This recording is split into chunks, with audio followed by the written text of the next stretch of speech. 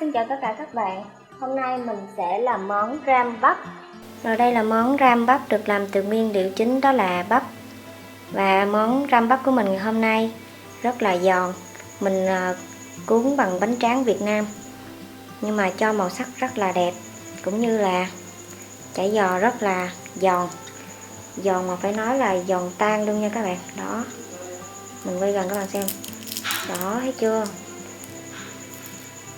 Đó, nó giòn tan mà nó vụn ra như thế này luôn các bạn. Bánh tráng Việt Nam nha. Chả giò ram bắp giòn.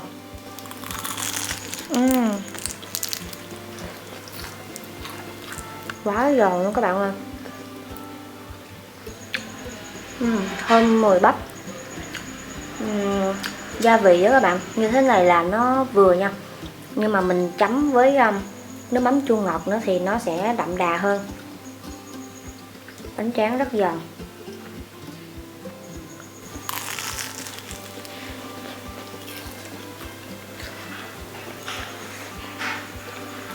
Và để thực hiện món ram bắp, các bạn sẽ chuẩn bị cho mình ở đây là một trái bắp nếp. Mình cân lên được là khoảng 250g. Các bạn cũng có thể là thay thế bằng bắp ngọt nha. Tiếp theo nữa đó là 6 củ hành tím, rồi hành lá và ngò rí. Mình cho một lượng cũng tương đối nhiều. Và đây là 80g thịt heo xay, cũng như là các gia vị nêm nếm cần thiết khác. Rồi bây giờ chúng ta sẽ cùng bắt tay vào thực hiện món ram bắp này nhé. Đầu tiên chúng ta sẽ đi băm nhuyễn hành tím, hành lá và ngò rí các bạn cũng sẽ cắt nhuyễn. Tiếp đến chúng ta sẽ bào mỏng bắp. Rồi sau khi bắp chúng ta đã bào xong được như thế này, bây giờ các bạn sẽ cho hết 80g thịt heo xay vào, cho hết hành tím băm vào. Rồi đây là hành lá và ngò rí sắc nhuyễn, cho hết vào luôn. Mình cho cái lượng nó nhiều ha. Rồi bây giờ mình sẽ nêm nếm. Cho vào đây 1 muỗng vung cà phê đường. Rồi bây giờ mình sẽ nêm nếm. Cho vào đây 1 muỗng vung cà phê đường, 1 muỗng cà phê hạt nêm, 1/3 muỗng cà phê bột ngọt và 1/3 muỗng cà phê tiêu xay. Rồi bây giờ các bạn sẽ trộn đều lên. Các bạn cũng có thể là mang bao tay vào mình trộn cũng được ha. Rồi sau khi các bạn mang bao tay vào và các bạn nhồi bóp như thế này, cái phần nhân của mình nó đã kết dính lại được với nhau ha các bạn. Bây giờ thì mình sẽ đi cuốn bánh.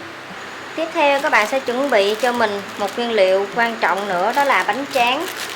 Các bạn sử dụng loại bánh tráng nào cũng được, miễn sao mà các bạn xem trên ở cái gói á, nó ghi thành phần là bột gạo 100% á, là được nha. Đây nè các bạn, mình sử dụng cũng được một nửa rồi. Cái gói này mình đã sử dụng rồi, nó vẫn còn nè. Hôm nay mình lấy ra để mình cuốn hết luôn. Đối với cái bánh tráng gạo này các bạn thì nó dẻo nè, rồi nó mỏng nữa, cho nên là mình không có cần phải thoa qua nước giống như những cái loại mà bánh tráng thường nha. Rồi mình chải bánh tráng ra ngoài cái mâm như thế này, rồi mình sẽ cho nhân vào. Rồi sau đó thì mình sẽ cuốn lại. Đó, rồi mình cuốn hai vòng như thế này. Sau đó thì các bạn sẽ gập hai bên lại ha. Đây là bánh tráng gạo nha các bạn.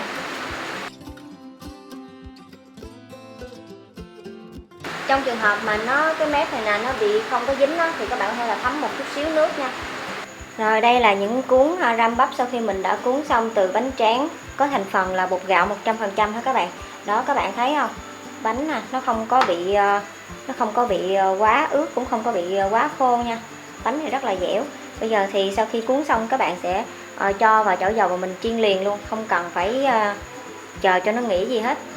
Tiếp đến thì các bạn sẽ bắt lên bếp cho mình chảo dầu như thế này với một lượng dầu cũng tương đối ha. Các bạn cho đầu đũa vào, các bạn nhận thấy là dầu đã sôi. Các bạn chỉnh về mức lửa nhỏ vừa. Đối với món ram bắp này thì các bạn nhớ là dầu không nên quá nóng, cũng không nên quá nguội nha. Nói chung là nó phải vừa sôi lên như thế này thì mình sẽ cho vào, để mức lửa nhỏ vừa. Rồi ở đây thì các bạn thấy ha, đây là cái mép gấp nè. Các bạn sẽ cho cái mép mà gấp á, các bạn cho vào bên dưới để mình chiên, nó không có bị bung ra. Mình cho vào nha. Rồi ha, mình đã cho chả giò vào mình chiên. Các bạn thấy để ý thì các bạn thấy là mình để cách ra như thế này để tránh cho bánh nó bị dính lại với nhau lúc mà nó còn mới đó. Cũng như là mình cũng khoan chở bánh nha. Mình đang để ở mức lửa nhỏ vừa.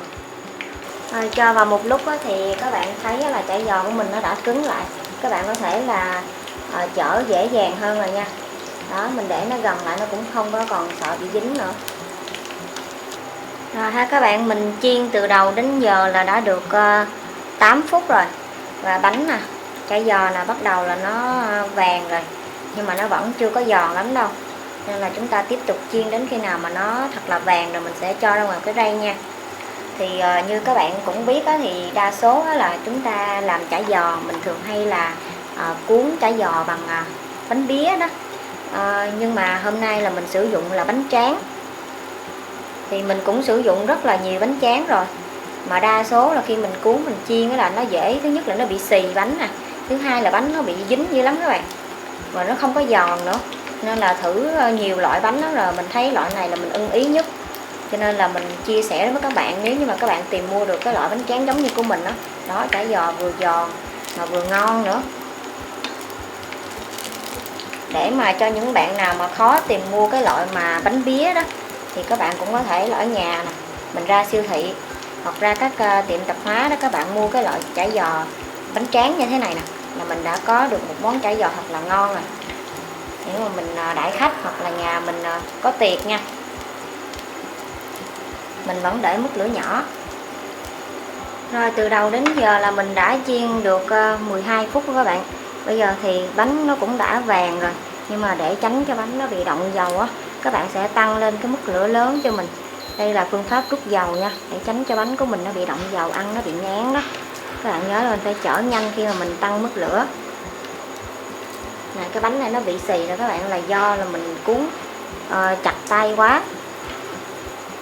Các bạn nhớ nha, mình cuốn chả giò mình đừng có cuốn chặt tay quá, nhưng cũng đừng có lỏng quá, cuốn vừa phải thôi. Bây giờ mình sẽ chở nhanh nè. Cái nào vàng rồi thì mình gấp ra liền nha. Rồi lúc này cái này giòn nè, gấp ra liền nha các bạn. Phải nhanh tay chứ để nó bị khét nha. Bánh quá giòn luôn các bạn ơi, quá ngon, xuất sắc luôn.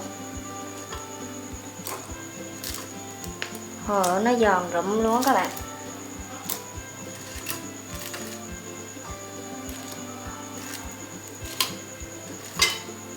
Để cho nó ráo dầu một chút rồi mình cho ra đĩa nha. Giờ mình đi chuẩn bị một đĩa rau cũng như là nước chấm chua ngọt để mình ăn kèm. Rồi mình đã chuẩn bị một chén nước mắm chua ngọt để mình ăn kèm rồi. Bây giờ thì cho chả giò ra nha các bạn. Ôi nó giòn mà nó giòn rụm luôn các bạn thấy không? Đó. Đó, mình cho chả giò ra ngoài đĩa thì các bạn cũng thấy nó giòn như thế nào rồi đó. Quá ngon luôn. Cái giòn mà mình để mạnh quá là nó sẽ bị vỡ vụn ra như thế này. Các bạn hãy thử vào bếp và thực hiện theo công thức của mình đi. Bảo đảm các bạn sẽ rất là hài lòng về món ram bắp của mình ngày hôm nay luôn á. Hôm nay mình làm cũng ít rồi các bạn. Được khoảng mười mấy cuốn thôi. Rồi như vậy là chúng ta đã hoàn thành xong món ram bắp rồi đó các bạn. Quá ngon, quá giòn, màu sắc quá đẹp. Với nguyên liệu rất là đơn giản luôn, từ bắp cũng như là bánh tráng Việt Nam. Rồi mình chúc cho tất cả các bạn sẽ thành công với món ram bắp này. Và nếu như các bạn cảm thấy hay, cảm thấy món ăn của mình hôm nay ngon và hấp dẫn, các bạn đừng quên cho mình một like cũng như là đăng ký kênh để ủng hộ cho mình. Và chia sẻ cho thật nhiều bạn bè để biết thêm một công thức nữa về cách làm món ram bắp thật là ngon như thế này nha. Để khi nhà mình có khách hoặc là có tiệc thì các bạn cũng có thể là tự tay mình vào bếp và thực hiện món ram bắp này. Rồi các bạn cũng đừng quên cho mình biết cảm nhận của các bạn về món ram bắp của mình ngày hôm nay bằng cách là comment trực tiếp vào bên dưới. Một lần nữa cảm ơn tất cả các bạn đã theo dõi. Hẹn gặp lại các bạn vào những món ăn ngon tiếp theo. Bye bye.